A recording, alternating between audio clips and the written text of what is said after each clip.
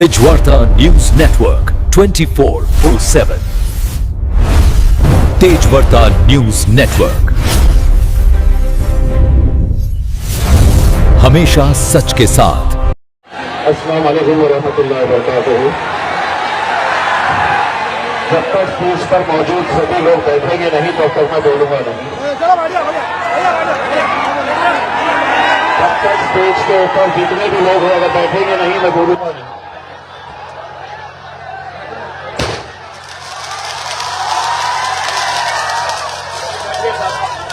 देखिए वरना स्टेज के नीचे उतर जाइए। अरे जितने भी लोग बैठ जाए।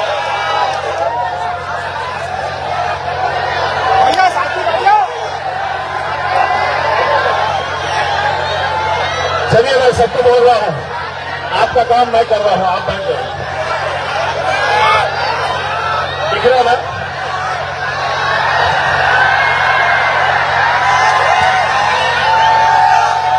उनके लिए अपन विलेन होंगे, गुंडे होंगे, आपके लिए तो हीरो ही है ना रे मेरे भाई।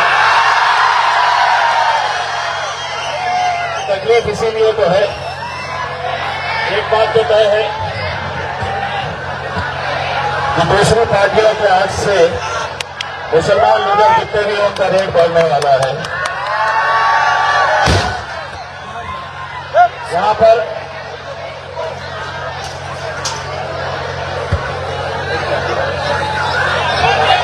माइक जिसके पास है, साउंड सिस्टम जिसके पास है वो थोड़ा सा आवाज बढ़ा दे, क्योंकि मुझे नहीं मालूम है कि मेरी नजर जहां तक जा रही है वहां पर मुझे सिर्फ सरों का समंदर दिख रहा है।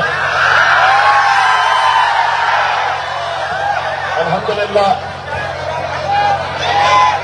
मुझे इस बात का पता नहीं है कि मुझे भीड़ से इतनी मोहब्बत क्यों है।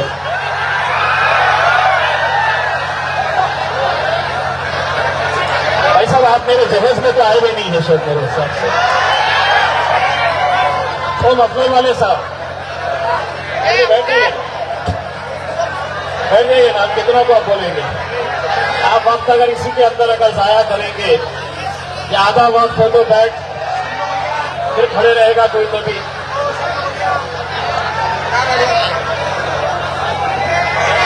भाई साहब आपको रिकॉर्ड करने की जरूरत नहीं, आप बैठ जाइए।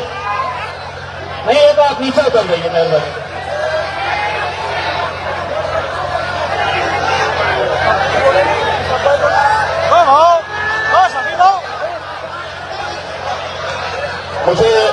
मुझे यकीन मानिए जितनी मोहब्बत औरंगाबाद शहर से है उतनी ही मोहब्बत मुझे भीड़ से भी है। और मैं यकीन मानिए आपको बड़े दिल से ये बात इसलिए कह रहा हूं, 2014 हो, 2019 हो या 2024 हो, मैं 19 में जब जीता था तो अल्हम्दुलिल्लाह औरंगाबाद वालों ने जितना जश्न मनाया था उतना ही जश्न मेरे भीड़ वालों ने भी मनाया था। मैं जब 19 के अंदर जीता और मैं सर्टिफिकेट लेकर बाहर निकला तो मैंने ऐसे ऐसे बुजुर्ग लोगों को देखा जो लोग मुझसे हाथ मिलाकर कह रहे थे कि हम भीड़ से आए हैं। और 2024 के अंदर जब अल्लाह की मर्जी थी हमें शिकस्त का सामना करना पड़ा, तब जितने औरंगाबाद की आवाम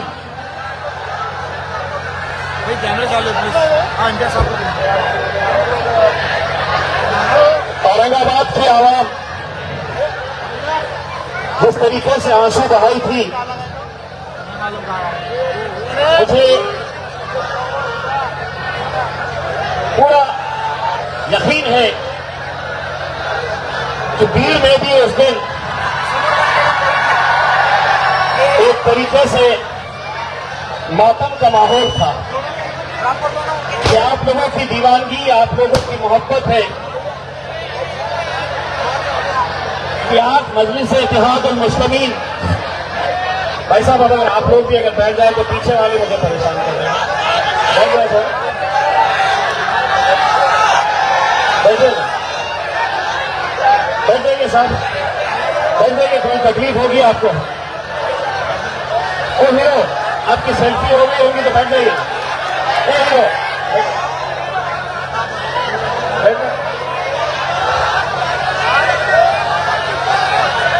ये बाकी जितने भी खड़े हुए हैं ये राष्ट्रवादी वाले हैं, अब इनको मैं रोक नहीं सकता था।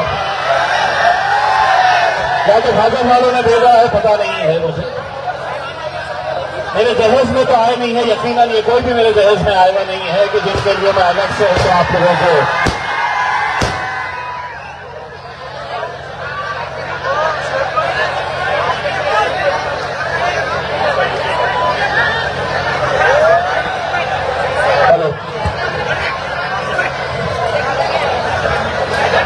मैं सबसे पहले आप लोगों को मुबारकबाद पेश करता हूं। मुबारकबाद इस बात की कि बिहार में मजलिस इत्तेहाद मुस्लिमीन ने 5 सीटें जो जीती है,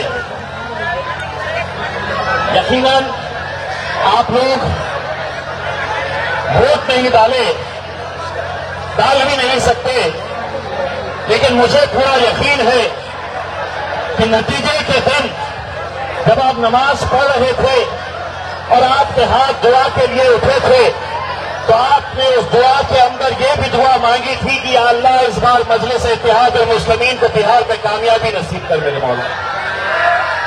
और अल्हम्दुलिल्लाह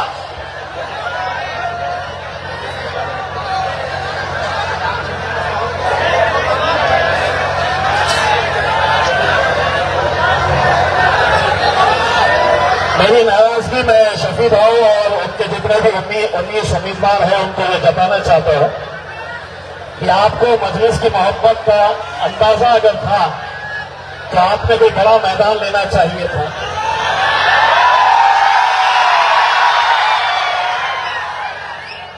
आप ये मत समझ लीजिएगा कि मैं राष्ट्रवादी का कोई दंडी का नेता हूं करके।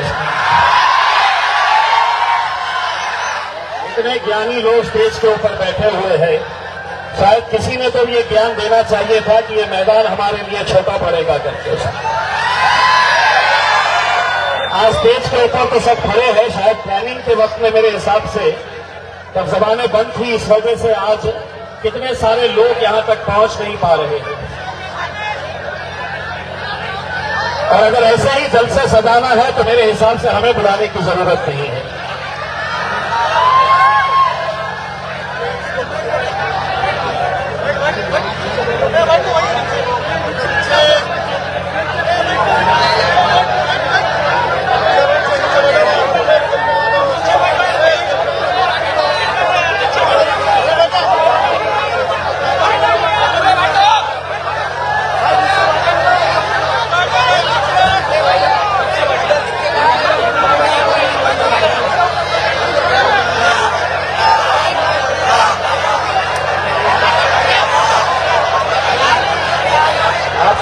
चाहते हैं या नहीं चाहते, आपसे गुजारिश है कि आपके मेहमान है, अगर आप इस तरीके से चिल्ला पुकार करेंगे तो बयान बंद कर देंगे। बयान बंद कर देगा क्या? फिर खामोश बैठिए, फिर खामोश बैठिए।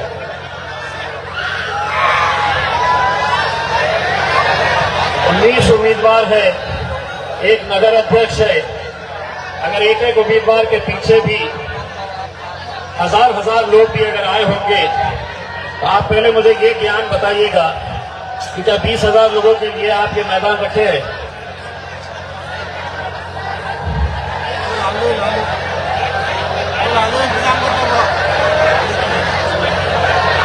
देखिए, एक बात यह है कि दुनिया में करोड़ों रुपया खर्च करने के बावजूद भी, करोड़ों रुपया खर्च करने के बावजूद भी ये मोहब्बत नहीं मिलती है जो मजलिस को मिलती है।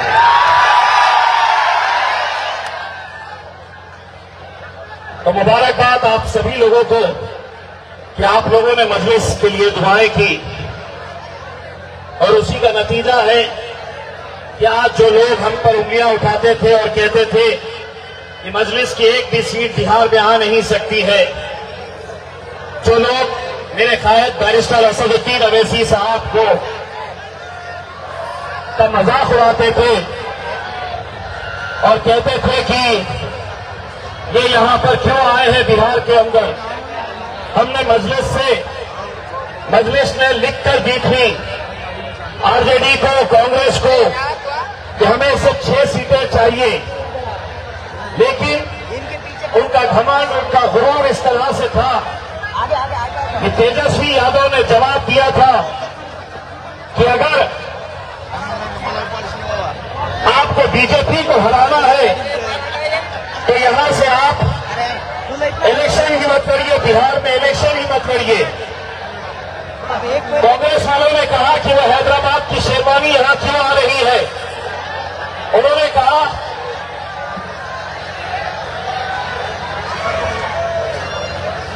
कहा कि हम 6 का 1 सीट भी मजलिस को नहीं देंगे, बल्कि उन्होंने ये कहा कि हैदराबाद के शेरवानी वालों से कहा कि वो हैदराबाद में रहे और बिरयानी खाए वहां पर। अब हम अच्छी तरह से, हमको ये बात आप भी समझते हैं और हम भी समझते हैं कि अगर कोई हमको कुछ कहता है तो हम अब अपने पास रखते नहीं हैं, सूद समेत वापस लौटा देते हैं। और हमने सूद समेत उनको बता दिया कि हैदराबाद से अगर मेरा भाई आ रहा है तो तुम्हें इतनी तकलीफ हो रही है, तुम्हारी अम्मा इटली से आई थी तो हमने कुछ बोले थे क्या तुम्हारे? जहां पर असद साहब का जलसा होता था, वहां पर दूसरे ही दिन हेलीकॉप्टर से कोई न कोई मुस्लिम लीडर को वहां पर उतारा जाता। हम सीटें कितनी ले रहे थे?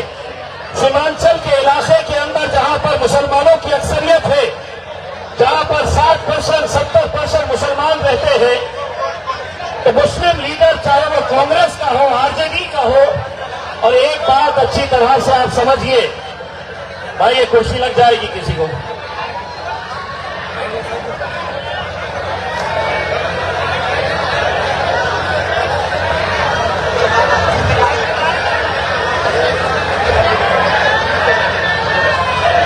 एक बात जरा अच्छी तरह से आप लोग ये समझिए कि सियासत के अंदर आज जो खेल खेला जा रहा है,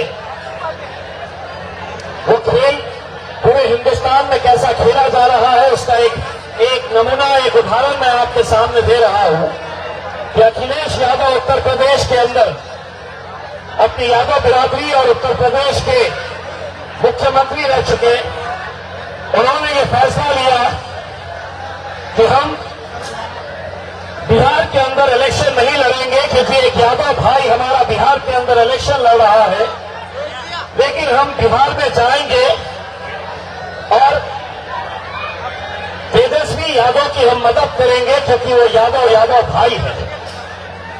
लेकिन उन्होंने ये किया कि जितने उनके मुस्लिम लीडर्स थे, चाहे वो कांग्रेस के हो, समाजवादी के हो या आरजेडी के हो, हर एक को हमारे पीछे छोड़ दिया, सिर्फ इसलिए कि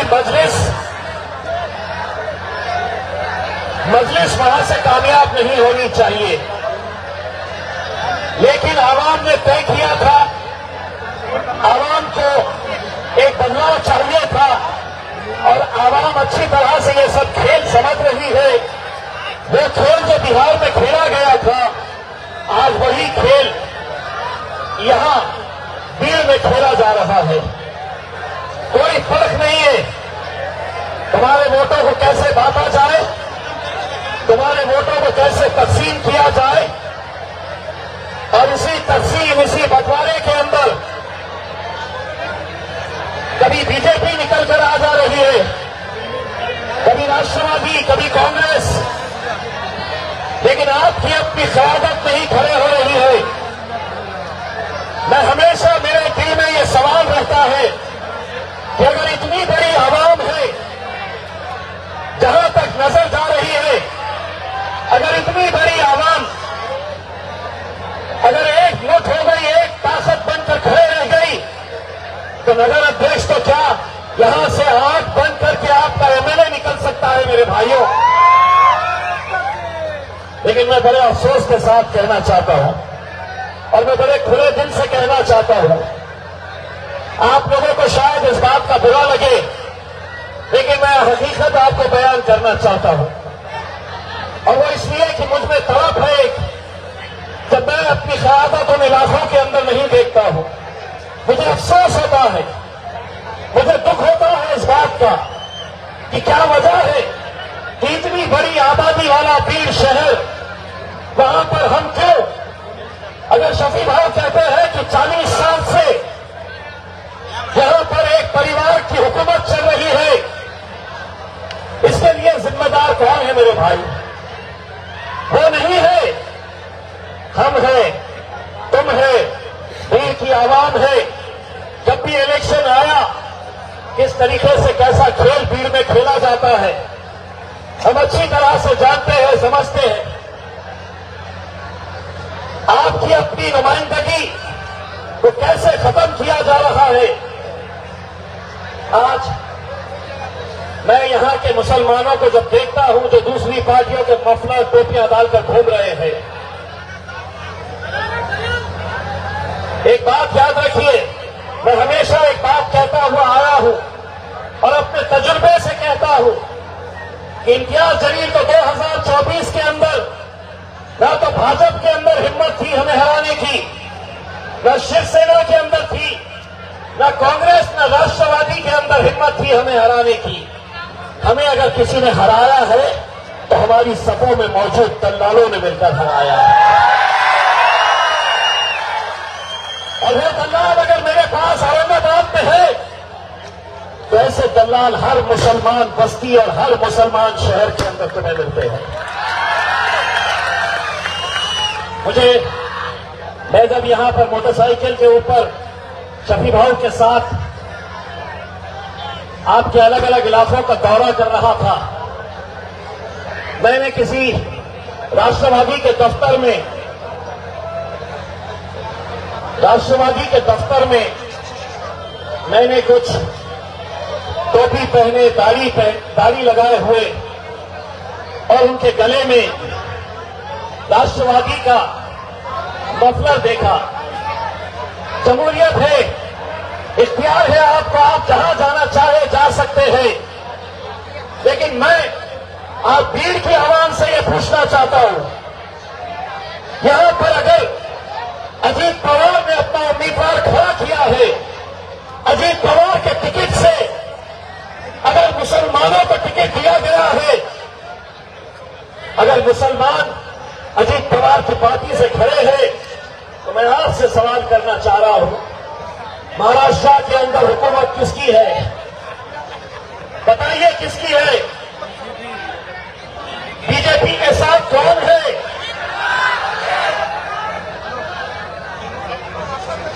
देवाभाऊ देवेंद्र फडणवीस की बीजेपी, एकनाथ शिंदे की शिवसेना और अजीत दादा की एनसीपी, ये महाराष्ट्र के अंदर हुकूमत इनकी है।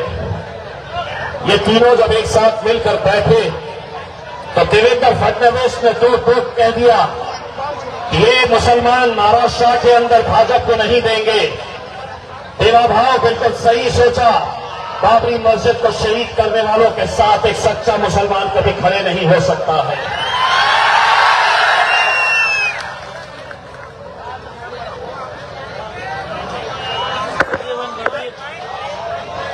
हेलो, आज हमारे मस्जिदें और मदरसों को निशाना बनाए हुए हैं। उस बीजेपी को कभी भी मुसलमान वोट नहीं दे सकता है, ये आप अच्छी तरह जान सकते हैं। वो तीनों ने मिलकर बैठ के देवेंद्र एकनाथ शिंदे से पूछा कि मुस्लिम लोग तुम्हें मतदान करते कर, एकनाथ शिंदे से पूछा तो एकनाथ शिंदे ने जवाब दिया, दिले असते पण ते इम्तियाज जलीलने माझी खूप वाट लावलेली आहे महाराष्ट्रात, ते दररोज मला त्यांच्या सभामध्ये खूप ठोकतो मला ते। दोनों आउट हो गए। अब ये तीनों का नाम मैंने क्या रखा है जानते हैं? ईना, मीना, ये ईना मीना दिखा। तो आउट हो गए। तो दोनों ने मिलकर बोले, दादा आम्ही आमच्या लोकांचं बघून घेऊ, तू फक्त एक काम कर, ती मुसलमानांना कसे आपल्या जवळ करता येते हे बघ. जास्तीत जास्त मुसलमानांना तिकीट दे, ते निवडून आले बरं, नाही आले तर कमीत कमी ते एमआयएमला नाही पडणार. तो अब दादा बोले तो हो,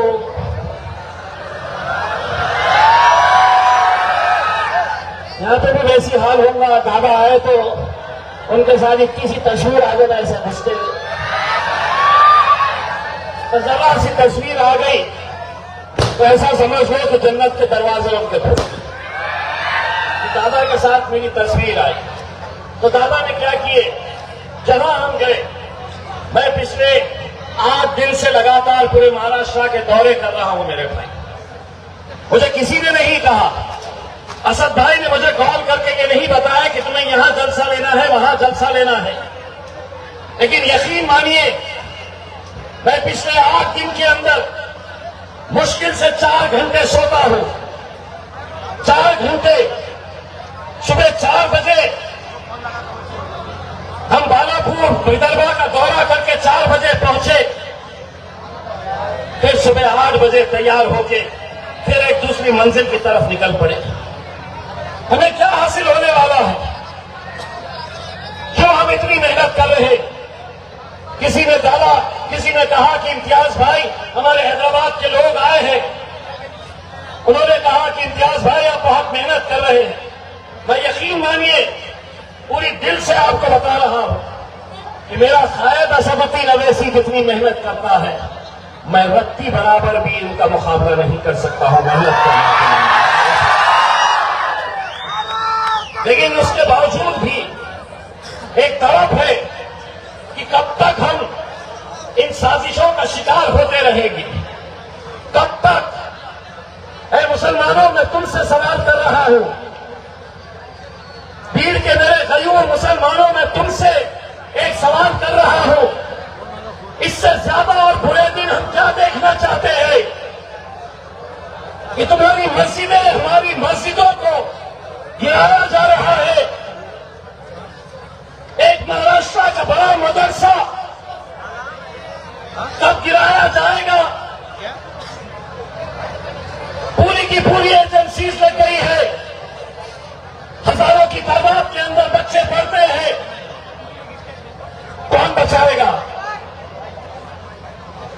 ये एकनाथ शिंदे महाराष्ट्र के उप मुख्यमंत्री लानत है मुसलमानों के ऊपर, जो आज अजीत पवार एकनाथ शिंदे के साथ कंधा लगाकर खड़े हुए हैं.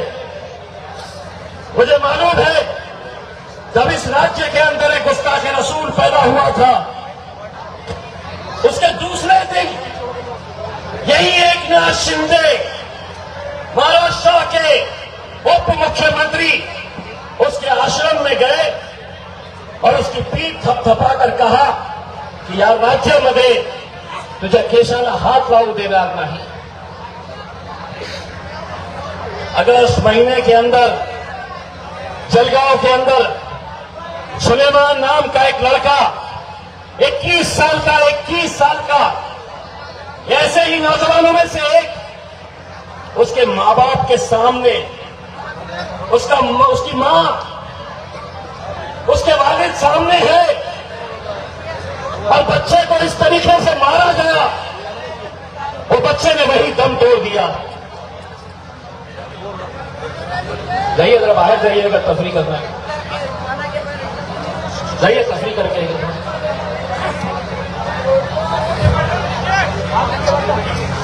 मर गया लड़का.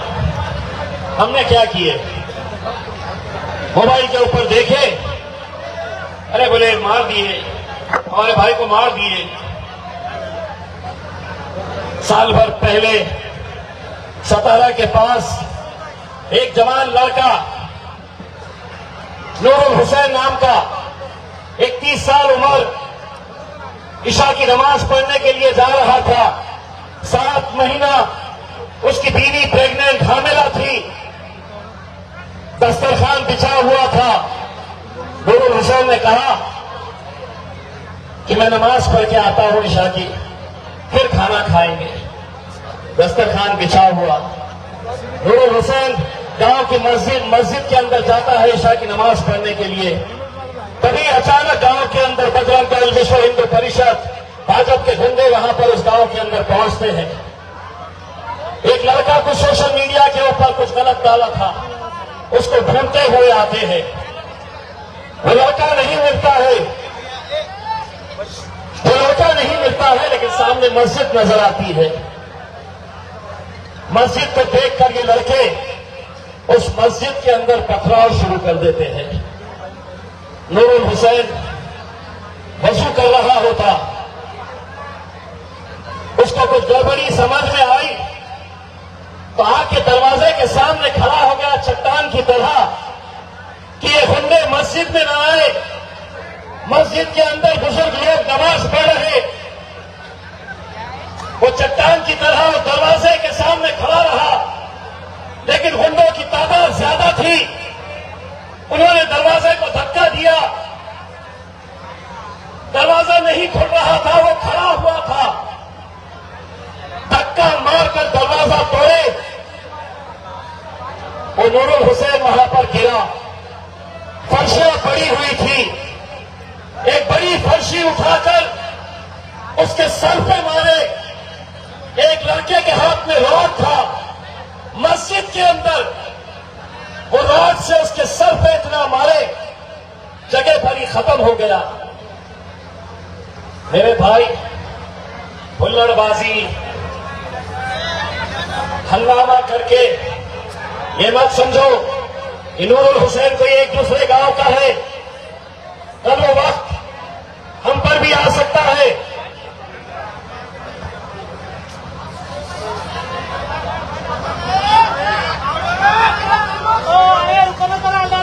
ये वक्त हम पर भी आ सकता है मेरे भाई। अगर हम अब भी नहीं समझे, मैं आपसे पूछना चाहता हूं, बताओ मुझे अजीत पवार का कोई बयान कि नूरुल हुसैन के साथ जो हुआ वो गलत हुआ। बताओ मुझे कोई कांग्रेस के लीडर का बयान, सतारा, पूना के करीब का सतारा, वहां के गांव की घटना। कुछ दिनों के बाद वो नूरुल हुसैन का एक बुजुर्ग बाप, दुबला पतला, दाढ़ी, टोपी, वो मेरे पास औरंगाबाद, पूर्णा, वो कहां, सतारा कहां, औरंगाबाद कहां, मेरे पास आए। वो बुजुर्ग शख्स जबान से कुछ कह नहीं पा रहे थे, थरथरा रहे थे, उनकी आंख से आंसू बहे जा रहे थे। मैंने उनका हाथ पकड़कर उन्हें यकीन दिलाया। मैंने कहा कि आपका नूरुल हुसैन मैं हूं, मुझे बताइए। उन्होंने पूरी दास्तान बताई कि कैसा पुलिस वाले जानते हैं मारने वाला कौन है, लेकिन उसे गिरफ्तार नहीं कर रहे हैं।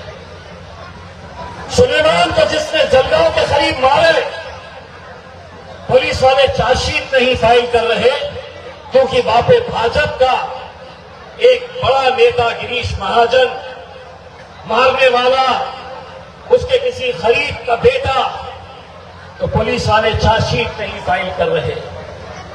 और ये आज तुम्हारे बीच में आ रहे तुमसे वोट मांगने के लिए। अरे अगर वो महाराज गुस्ताख रसूल है तो तुम मानो या ना मानो, जो लोग आज उनके मफलर डालकर घूम रहे, उनकी जय जयकार कर रहे, तो वो तमाम मुसलमान भी गुस्ताख रसूल है मेरे भाई। लेकिन हम सियासत, हम तो इलेक्शन के टाइम के ऊपर नहीं, वो बहुत अच्छे हैं, दादा सेक्युलर है, साहब बहुत सेक्युलर है, उनका साथ देना चाहिए हमने। यही सेक्युलरिज्म, सेक्युलर पार्टियों का साथ दो, ये कहते कहते पूरी हमारी सियासत खत्म हो गई। एक हमारा मेंबर ऑफ पार्लियामेंट आज महाराष्ट्र में नहीं, कर्नाटक में नहीं, गुजरात में नहीं, मध्य प्रदेश में नहीं, झारखंड में नहीं, और हम क्या नहीं साहब, मुझे तो सेक्युलरिज्म को जिंदा रखना है, मैं मेरा वोट तो वहां इनको कैसा देंगे हम? ये तो दाढ़ी वाले, ये टोपी वाले, ये तो हरा गमछा डाले हुए हैं, ये तो कट्टर है, वो अवैसी तो बड़ा कट्टर है। तो सुनो, अगर अपने भाइयों के लिए लड़ना अगर कट्टरता है तो हां, इम्तियाज जलील भी कट्टर है।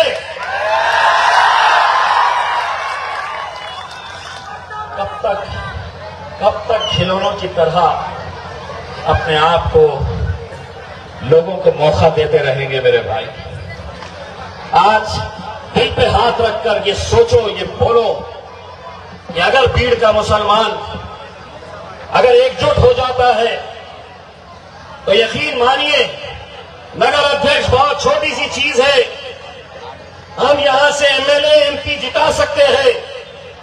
मैं शफी भाव से बार बार यही कहता हूं कि हम काउंसिलर की बात नहीं कर रहे, काउंसिलर्स तो इंशाल्लाह बहुत जीत के आएंगे, लेकिन हम बड़ा ख्वाब देखो, बड़ा ख्वाब देखो।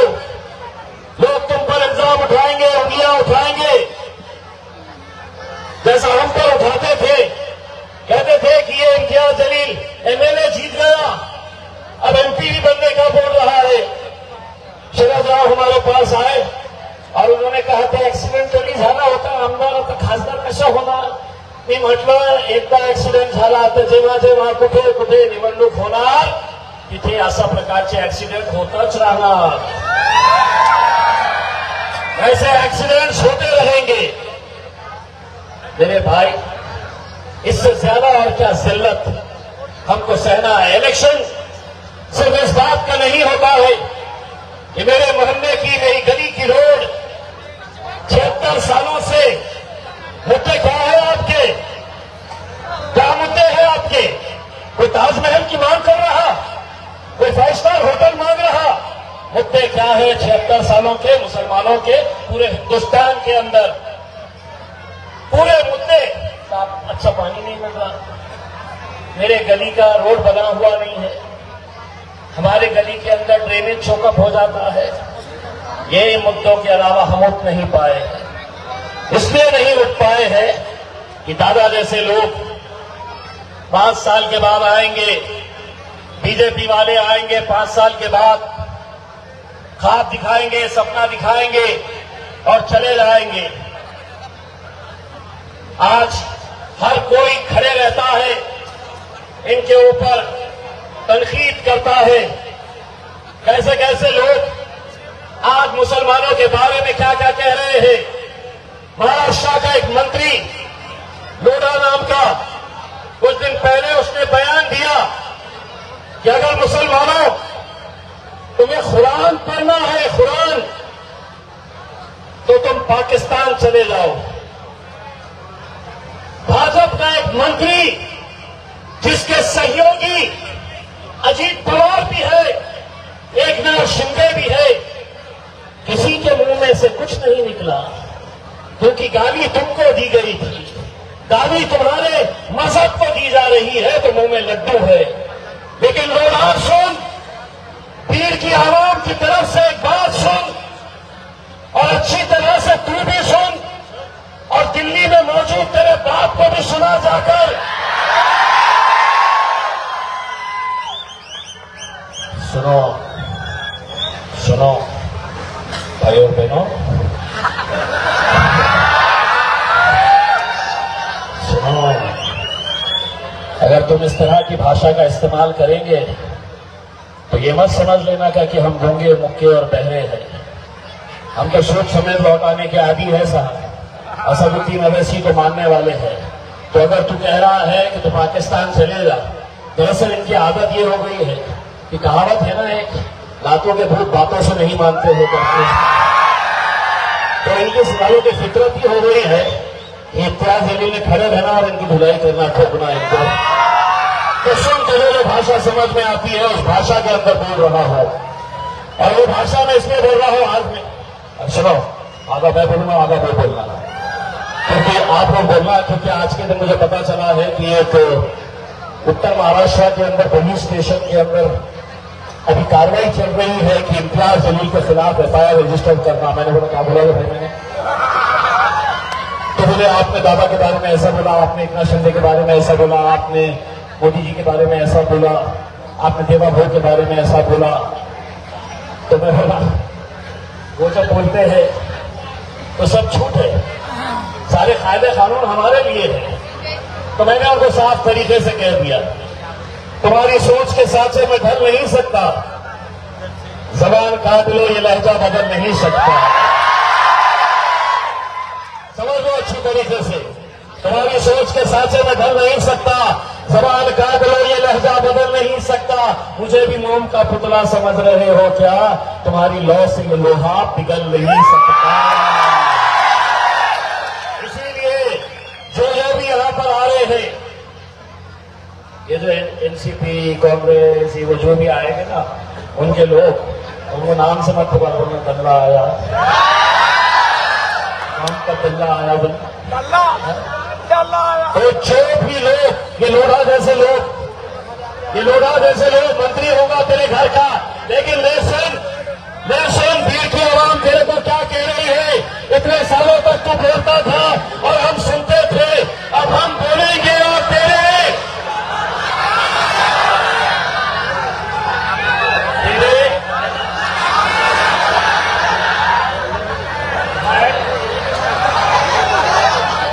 आधा मैं बोलूंगा, आधा तुम बोलना। वो